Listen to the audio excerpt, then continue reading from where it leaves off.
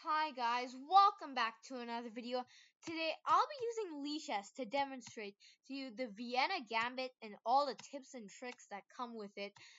And I tried doing this on chess.com, but the screen recorder was lagging because of the analysis. So yeah, I guess we're doing it on leashes now. So the Vienna gambit starts with e4, e5. Then you play knight c3. The most common move is knight f6, so let's play that. You play f4. This might look ridiculous, but when they take, you push e4 like this. Takes e4. The knight has to go to g8. It can't go here because of the queen.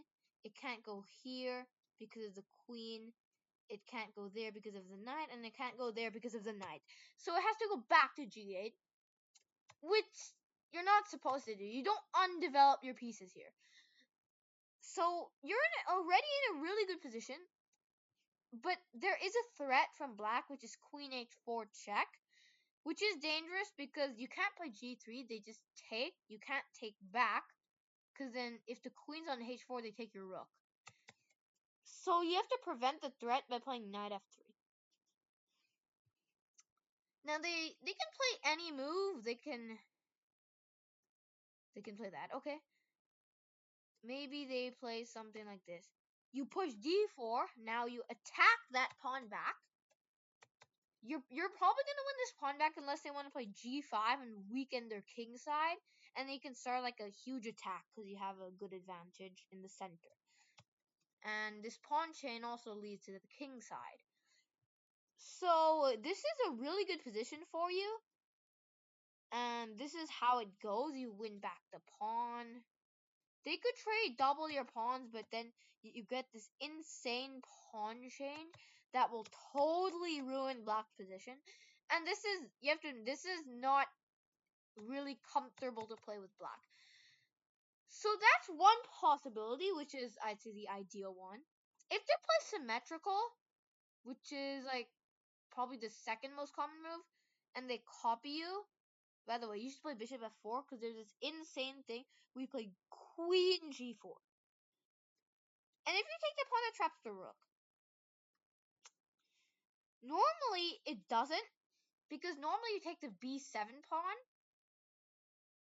Imagine this bishop was here. You take the b7 pawn, and you attack the rook. But then, if the knight was here, you can move it for the queen to defend the rook. So, it's not normally a rook trap, but on the king side, it's a problem. Because it's where your king lives, and your king is so fat it's blocking the queen from protecting the rook. So, taking this is a rook trap. Which also means black can't play this because you just take, and then the rook's trapped. If you go here, I still take the rook. If you go here, I still take the rook. There's no way to defend the rook right now. So there's a few choices for black here. So you can play g6, weaken their king side. Bishop f8, which is frankly ridiculous.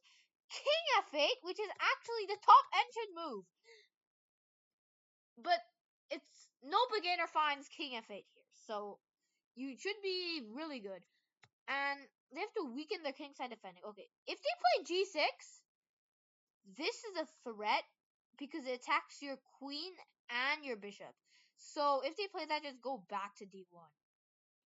And you just created a weak square. And normally, when they do this, they develop their bishop here, so there's no weaknesses. But this bishop is here. And then they have to play bishop f8 to stop the weakness. And even if they do, it's stuck behind a pawn. So this is a really good position for you. And queen g4, I'm pretty sure, is also the top engine move. So you're actually really playing the engine line, which is surprising in an opening with so much attacking potential and traps. But what if they say no way and play Sicilian? Okay, here you want to play c3, d4. d5. Okay, the best move is d5 here. Because if you take, the queen can take, because your knight can no longer go to c3 to attack the queen because of your c3 pawn. But then again, no beginner finds this, and even if they do, you can like give check, maybe queen e2. Now the queen's blocked from the pawn, so you're threatening it. I don't know how you're gonna play this. The point is that it's not that bad of a position. It has really big imbalances, and the elephant isn't really common. So it's just gonna be like a big dell for both of you. I don't know much theory about the elephant. Sorry about that, but I do not know much theory. So you guys might have to figure this out on your own. But even if you don't, I mean, it's still fine, right? They probably haven't encountered this either. So just play chess, relax, develop by opening principles. But also they could play French, and I don't know much about French, but I encounter a lot, so don't play advanced. They've played French probably like a million times, and they're not improving their ELO with it because frankly it's a bad opening. Anyway, just take. They take, and now you just ruined hours of studying for them because exchange is just so easy to play. And knight f3, knight f6. You can play c4 if you want. And then they play knight c6, take, and then bishop there, and then knight back. I don't know. But this is really easy to play. It's basically e4, e5, and 4 knights game, except that there's no e pawn, and it's the queen's pawn. Wait, is it the queen's pawn? I don't know, but you know how to play that kind of position, okay? And maybe they could ruin your life by playing the perk. Now here, play d4, knight f6. Play knight c3. I have a plan for the perk, and you can absolutely demolish their king side. Okay? Just trust me on this one. So they go about with, oh yeah, I have to play g6 and play that and castle. I personally also play the perk, and it's a good opening, but there's frankly better options, I think. Especially against e4. Against d4, I don't mind the perk, but against e4, you can play Sicilian or Caro, which I play, and I might make another video about it. I don't know. So bishop e2. This looks ridiculous because in the perk they're giving up the center to you, so you should take advantage by playing bishop f4. But bishop e2 has a plan that you will see, which is h4, h5, and demolish their king side. So they go about with their castle, they don't really care what you do because they're perk players. They have a pattern and everything. So you're gonna play h5.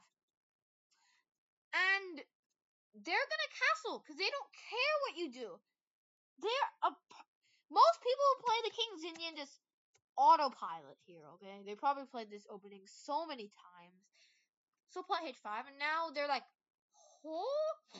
Because now, if they don't do anything, you take. If they take like this, they die because their h file is open, and then play bishop there, bring the queen. No, actually, queen f3 and queen h3. I don't know, you're gonna attack down the h file, and it's gonna be hell for them. But if you take and they take with the f pawn, you check them, they go to the corner, and then you start an attack. The king cannot go anywhere. And you get the plan, bishop h6, and then you bring the queen and all the pieces, and it's not a good position for black. Even the engine says it's plus 0.7, which is better than the starting position. So I guess that's a Vienna Gambit in a nutshell. Bye.